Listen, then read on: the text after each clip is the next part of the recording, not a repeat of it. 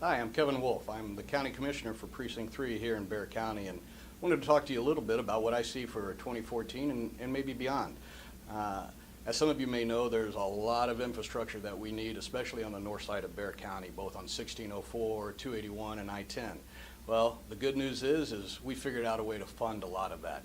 In fact, we're putting over $1.2 billion in new infrastructure over the next couple years on all those roads that I mentioned. Most of it non-tolled, which everybody likes to hear. Some of it is going to be tolled or managed lanes.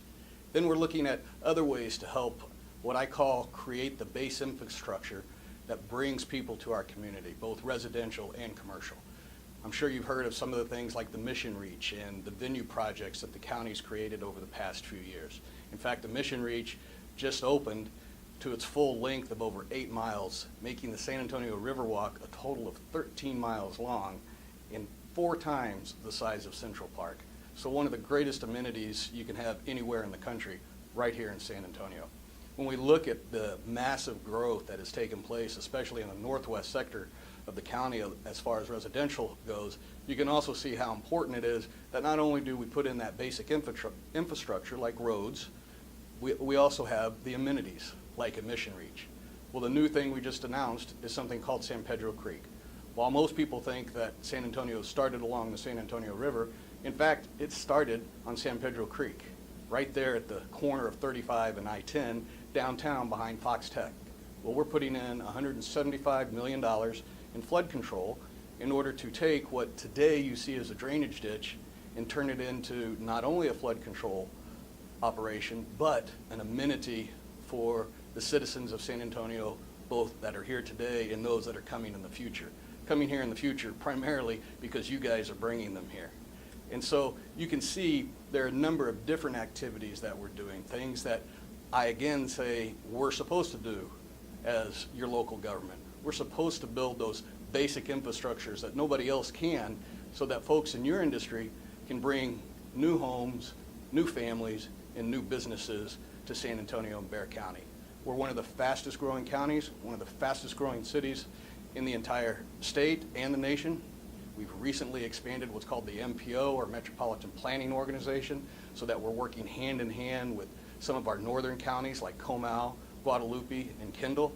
We're going to continue to do these long-range plans that help build that basic infrastructure so that you can do the jobs that you do so well.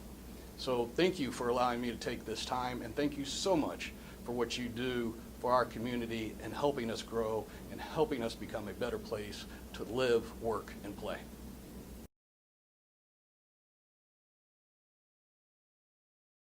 Now, this doesn't mean that we don't have our challenges. In fact, we do.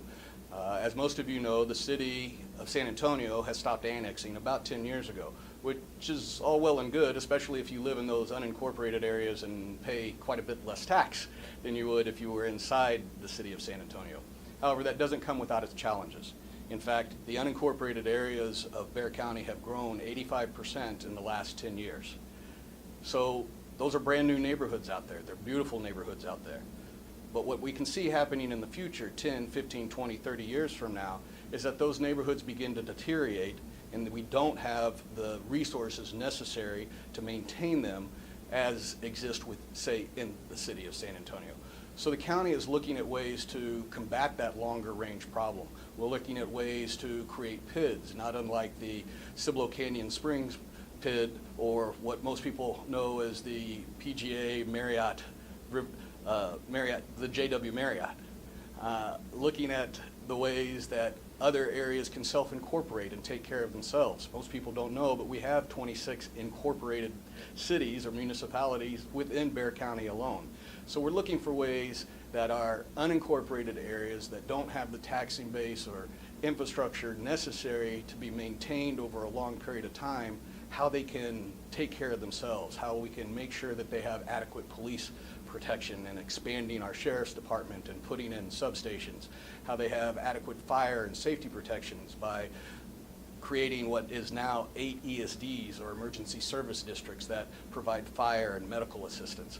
So there are challenges with the growth, but I think if we keep our eye on not only the short term, 2014, but the long term, 2024, 2034, and make sure that we're doing the things necessary in order to put that infrastructure in and make sure that our citizens can have happy, well-meaning lives, we'll make the right decisions. Not always going to be tough, going to have to be some tough decisions in there, but we're definitely here to make them for you.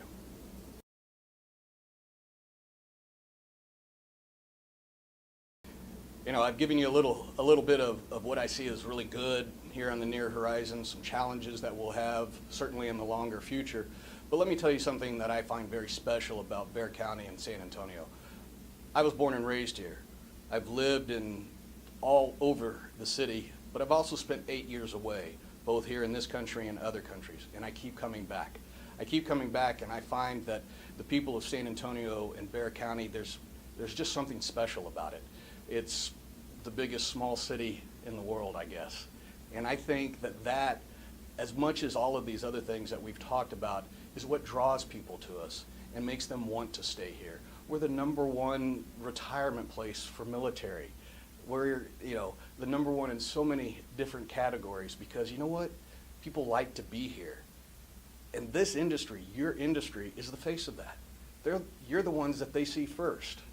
So what you portray to those coming in from other places, either around the country or around the world, is the first impression. And as all of us know, that first impression can be a lasting impression. I just want to thank you for the impression you obviously give to all of those that come to our community. Keep doing it, and we'll keep being very prosperous.